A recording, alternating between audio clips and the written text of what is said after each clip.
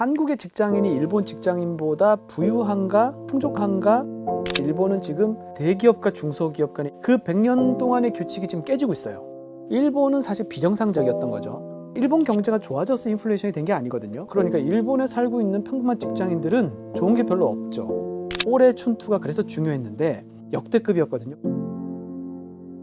그래서 결론적으로 일본은 나름대로 해답을 찾아서 새로운 시대에 지금 일본이 됐고 잃어버린 30년은 끝났다. 들을수록 똑똑해지는 지식 뉴스. 일본의 원코인 런치라고 있었잖아요. 500엔짜리 동전 하나로 식사를 할 수 있는 식당이 되게 많았는데 원코인 런치 사라졌어요. 일본에서 음식값이 이렇게 올랐다고? 기름값 오르고 식량 가격 오르고 이것저것 다 오르는데 내 월급은 생각보다 오른 것 같지는 않고, 왜냐하면 일본이 지금 물가가 오르는 것에 비해서 임금 오르는 속도가 늦어서 실질 임금은 지금 하락했거든요. 그러니까 일본에 살고 있는 평범한 직장인들은 좋은 게 별로 없죠. 안녕하세요. 한국에 대해서 일본 경제를 가르치고 또 연구하고 있는 이창민이라고 합니다. 반갑습니다. 사실은 일본이요, 30년 동안 명목임금과 실질임금이 크게 변하지 않은 이상한 나라이거든요. 실질임금이 변하지 않았다라는 거는 뭐 구매력, 그다음에 뭐 생활 수준이 계속 하락을 했다는 뜻이죠. 이거는 일본 말고 한 나라가 더 있습니다. 이탈리아가 그래요. 그런데 명목임금이 큰 변화가 없는 나라는 전 세계에서 일본이 유일합니다. 명목임금이 변화가 없다는 건 어떤 뜻이냐면, 아버지가 첫 직장에서 받은 초임, 첫 월급과 내가 첫 직장에서 받은 초임, 첫 월급이 금액적으로 비교가 가능하다. 아버지 얼마 받으셨어요? 나하고 10,000원 차인데? 이게 가능하다는 얘기거든요.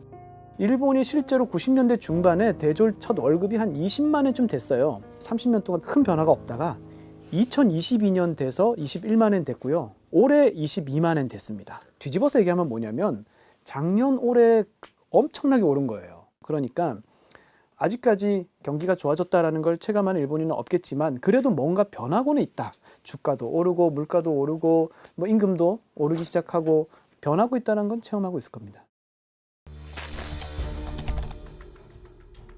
얼마 전에 이제 뉴스가 나왔는데 우리나라 대기업과 중소기업 간의 임금 격차가 거의 2배 가까이 난다고 하더라고요. 근데 일본은 비교적 대기업과 중소기업의 임금 격차가 적은 걸로 유명합니다. 그래서 대기업을 100으로 하면 중기업이 한 85쯤 되고 소기업이 한 80쯤 돼요. 그렇지만 이제 엄연히 격차가 존재하는데 이 격차가 존재하는 걸 언제 인지하기 시작했냐면 100년 전부터 인지했습니다.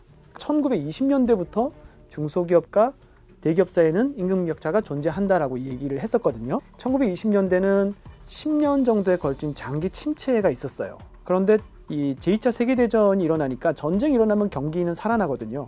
경기가 살아나니까 임금 격차가 줄기 시작했어요. 그러다 전쟁이 끝나고 50년대에 좀 침체가 오니까 다시 격차가 벌어졌다가 고도 성장기가 되면 다시 격차가 줄어듭니다. 이게 무슨 말이냐면 경기가 좋아지면 대기업과 중소기업 간의 임금 격차 줄어들고 경기가 안 좋아지면 벌어진다는 게 규칙인데, 지금 일본의 경기가 좋아지고 있잖아요. 과거 역사대로 하면 대기업과 중소기업의 임금 격차 줄어야 되는데 지금 오히려 더 벌어지고 있습니다. 그 이제 이유가 뭐냐면 대기업은 엔저로 인해서 영업이익이 좋아지고 그래서 임금 인상의 여력이 충분히 있는 걸로 우리가 알고 있고요. 하지만 이제 중소기업은 조금 사정이 다릅니다.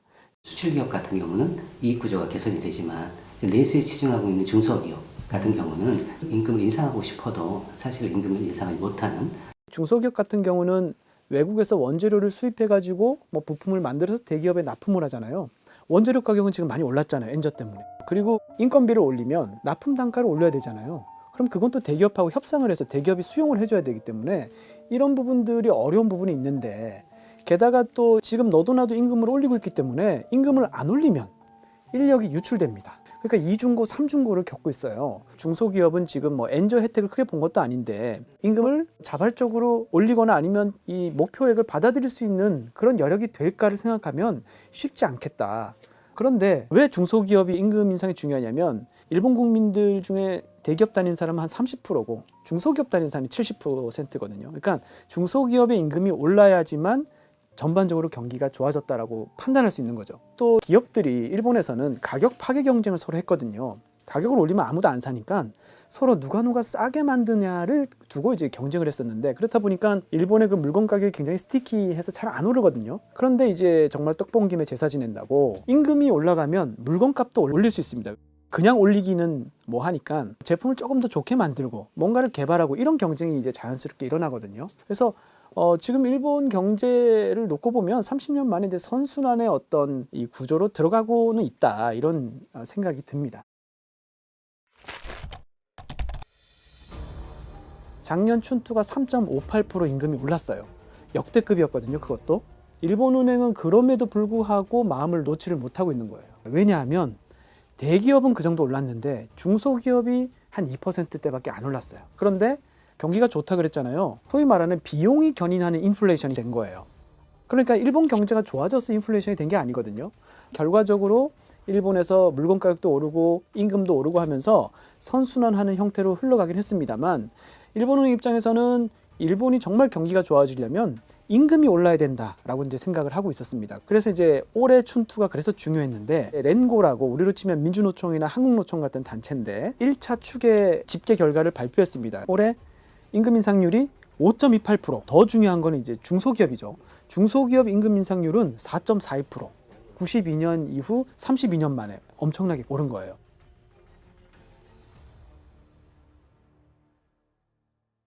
그래서 이걸 보고 이제는 정상화해도 되겠다라 그래서 마이너스 금리를 해제를 한 거죠. 그런데 이 마이너스 금리를 해제했다라 그래서 앞으로 이제 금리를 그럼 조금씩 올려가서 뭐 소위 말하는 금리 정상화의 수순을 밟을 것이냐라고 하면 저는 이거는 좀 어렵지 않을까라는 생각이 듭니다. 왜냐하면 트레이드오프 관계에 있어요.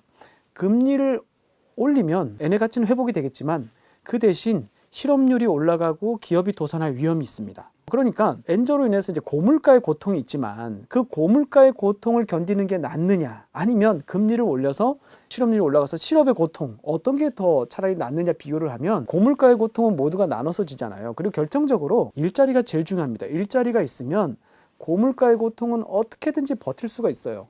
그런데 일자리가 없는 고통은 정말 힘들죠. 그래서 일본은행이 택한 건 엔저 때문에 수입 물가가 올라가서 고물가의 고통은 있지만 그래도 섣불리 금리를 올려서 실업률이 치솟고 기업이 도산하는 이 최악의 시나리오는 막아야 되겠다는 생각이 강해서 아마 금리 인상을 섣불리 그렇게 빠른 속도로 하지는 않을 것이다. 굉장히 신중히 할 것으로 생각이 됩니다. 한국과 일본의 임금 차이도 뒤집어졌다는데 상황을 어떻게 보십니까?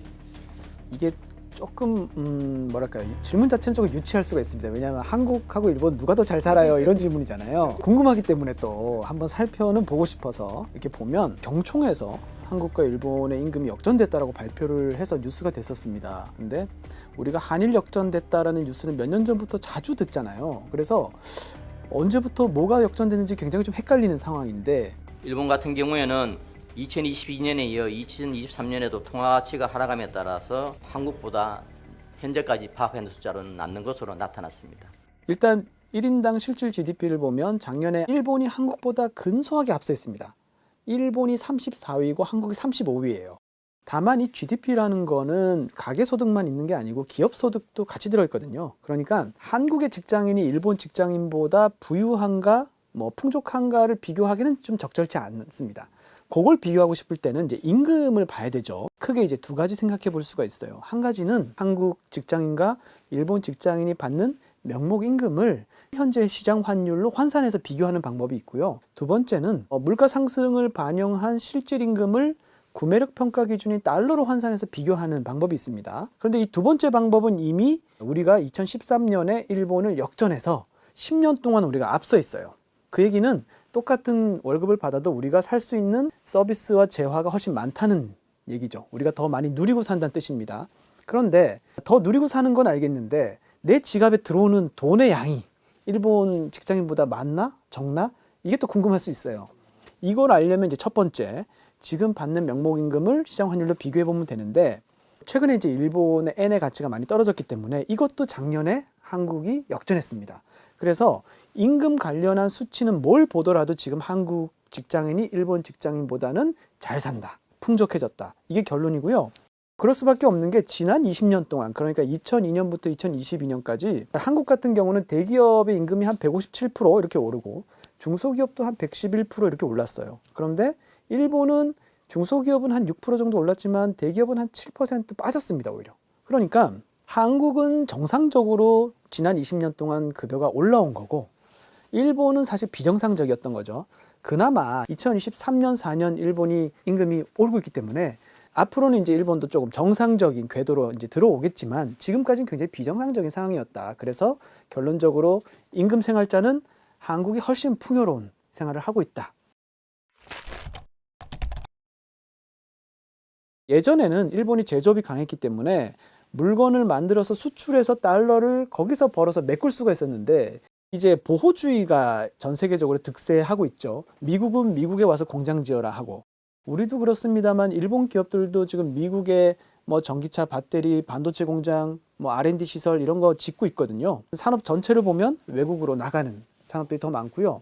그 다음에 일본이 무역수지 적자가 지금 고착화되고 있습니다. 2011년부터 무역수지가 적자가 됐는데 지금까지 쭉 적자가 고착화돼서 2022년, 3년 무역수지 적자 폭이 더 커졌거든요. 일본은 에너지를 수입해야 되잖아요.